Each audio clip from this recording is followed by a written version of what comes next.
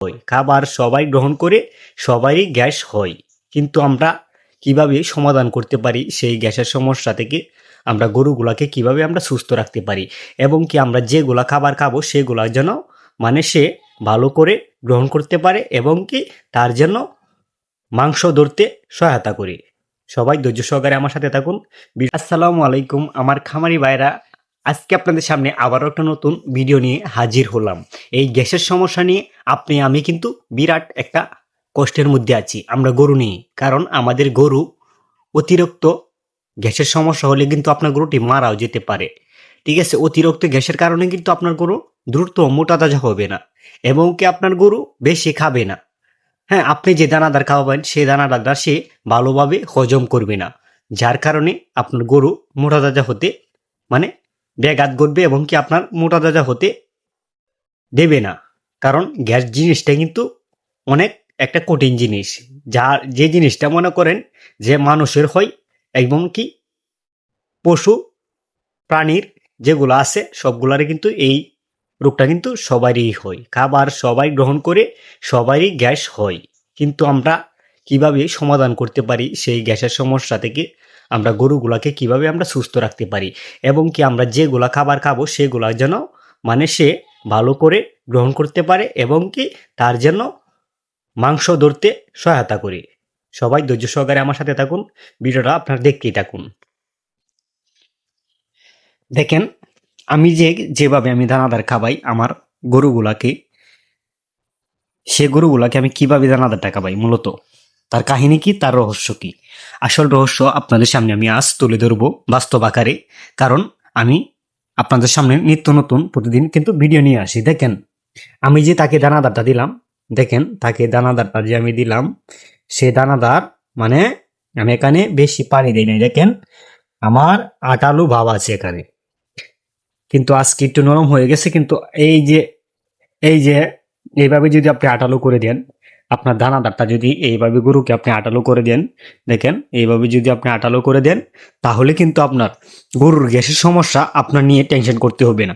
ঠিক আছে, গরুর হজম শক্তি বলেন সবকিছু কিন্তু ভালো হবে আপনি যদি এইভাবে আটালোভাবে দানাদারটা খাওয়ান।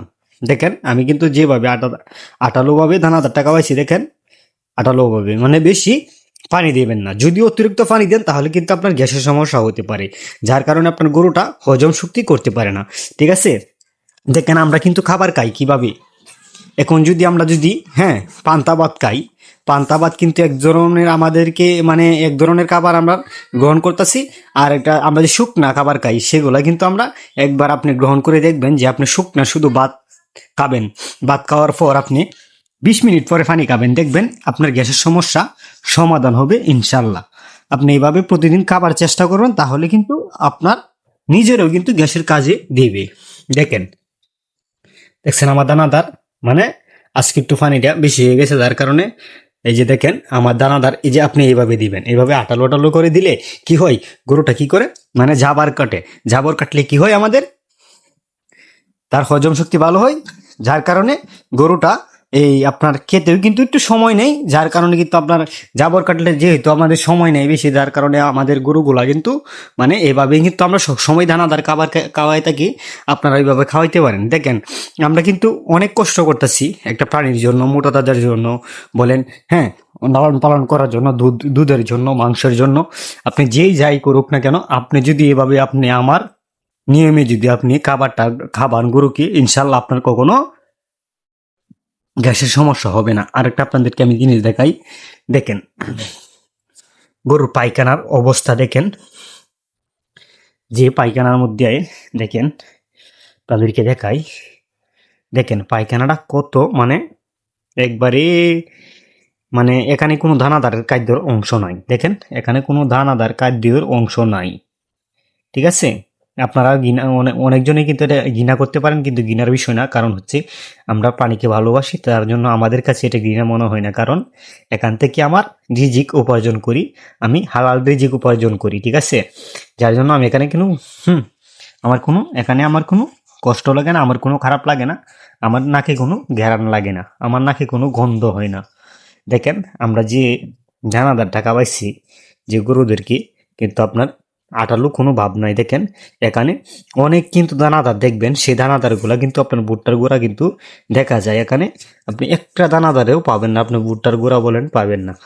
কিন্তু অনেক সার গরু আছে যেগুলাকে মানে দানাদার খাবারটা দিলে তার ভুট্টার গুঁড়া যেটা আছে এটা দেখা যায় যে আমরা যেগুলা দানাদার খাবাইছি, যদি একটু দানাদারটা একটু বড় সাইজে থাকে, শক্ত থাকে, তখন কিন্তু এই দানাদারটা দেখা যায়। ঠিক আছে, কিন্তু এই কাজটা কখনোই আপনারা করবেন না। আপনারা শুকনোভাবে খাওয়ান, তাহলে আপনার গরু অল্প সময় ভালো একটা মোটা তাজা হবে এবং কি আপনি লাভজনক কামার করতে পারেন, কামার থেকে ভালো একটা লাভ করতে পারবেন। এবং কি আপনারা 2 দিন 3 দিন পর পর আপনারা গ্যাসের পাউডার আমি বলি না, কারণ একটা গ্যাসের পাউডার দাম 15 টাকা 20 টাকা। আপনার বিনা খরচে মানে একবারে কম খরচে সীমিত খরচে 1 কেজি আপনি এই এই আপনার যে খাবারের সুটাটা আছে, ঠিক আছে, এই আপনার মনের দোকান থেকে আপনি খাবারের সুটাটা কিনে নেবেন, 1 কেজি খাবার সুটা। এই খাবার সুটাটা আপনি 2 দিন 3 দিন পর পর দিতে পারেন। যখন আপনি দেখতেছেন যে না গরুটার গ্যাসের সমস্যা বা পায়খানাটা বেশি দুর্গন্ধ, তখন কিন্তু আপনি নির্ণয় করতে পারেন। আপনি কিভাবে নির্ণয়টা করবেন যে গরুটা যে গ্যাসের সমস্যা, আপনি কিভাবে বুঝবেন সেটা বোঝার তো আপনার একটা, হ্যাঁ, বুঝতে হবে যে আপনার গরুটার কিভাবে আপনার গ্যাসের সমস্যা। তখন আপনি কিভাবে বুঝবেন যে পায়খানাটা ভীষণ দুর্গন্ধ থাকবে, যার কারণে আপনার এই সময় বুঝতে হবে যে আমার গরুর গ্যাসের হয়েছে। তখন আপনি হালকা পরিমাণে আপনি গ্যাসের সোডা খাওয়াবেন, ঠিক আছে, এই যে দানাদার খাদ্যের সাথে মিশিয়ে হালকা পরিমাণে গ্যাসের সোডা খাওয়াবেন। কিন্তু লবণ জিনিসটা এটা কিন্তু প্রতিটা প্রাণীর কিন্তু লাগে, বুঝছেন, আমাদের যে মানুষ এবং কি গরু, ঠিক আছে, যদি আমরা খাবারের মধ্যে টেস্ট করতে যাই, খাবারকে আরও একটু ভালো মানের করতে চাই, আপনি যত কিছুই দেন না কেন, এটাকে আপনি যদি বেশি ভালো মানের করতে চান, তাহলে আপনাকে সবসময় কিন্তু আপনার এই লবণটা রাখতে হবে। কারণ লবণ ছাড়া কিন্তু আমরা কোনো সময় তরকারি, আমাদের সব কিছু ঠিক আছে কিন্তু আমাদের এই লবণ দেয় নেই খাবারের মধ্যে। যদি আমাদের তরকারির মধ্যে যদি লবণ না দেয়, তাহলে সেই তরকারি আমরা কে কিন্তু কখনোই স্বাদ পাবো না, আর কিন্তু ভালো করে একটা সিদ্ধ হবে না। যার কারণে কিন্তু সিদ্ধ না হওয়ার কারণে কিন্তু আমাদের গ্যাসের সমস্যা হতে পারে। মানুষরা যারা খাইব আর গ্যাসের সমস্যা হইব, যাইতে গরুদেরকে আমরা দানাদার খাবারটা খাওয়াই যেটা, এটা যদি আমরা এই লবণ ছাড়া খাওয়াই, তাইলে কিন্তু সেটা আমাদের যেরকম মানে সিদ্ধ হবে না, কিন্তু গরুদের পেটেও গিয়ে এটা কি তার একটা ভালোভাবে হজম করতে পারে না, এবং কি তার মুখে লালাটা বেশি সৃষ্টি হয় না। আপনি যদি মুখে লালা সৃষ্টি করতে চান, তাহলে অবশ্যই এটাকে টেস্ট করতে হবে। যে আমাদের কিছু কিছু জিনিস আছে, আমরা মাংস খেতে পছন্দ করি বেশি, আমাদের মুখে টেস্ট লাগে বা ভালো লাগে, এরকম একটা বিষয়। যেরকম সেম বিষয়টা কিন্তু গরুর ক্ষেত্রে এরকমই, যে তারা দানাদারটাকে আপনি উন্নত করতে গেলে আপনাকে লবণ দিতেই হবে। আমি বুঝাতে পারছি কিনা, কারণ আমি একজন ক্ষুদ্র কামারি, হ্যাঁ, আমি একজন প্রান্তিক কামারি, যার কারণে আপনাদের সামনে আমি প্রতিনিয়ত ভিডিওগুলো নিয়ে আসি। আপনারা আমার চ্যানেলটি সাবস্ক্রাইব করবেন, কারণ এই এখানে কিন্তু আমি কোনো কিছু বিক্রি করার জন্য আপনাদের সামনে ভিডিও দিই না, কারণ আমি যেটা করি ভালো ভালো পাইতেছি এবং কি উপকার পাইতেছি, যেগুলো আপনাদের সামনে তুলে ধরি। সুস্থ থাকেন, ভালো থাকেন, এই বলে আমার ভিডিওটা শেষ করলাম। আসসালামু আলাইকুম।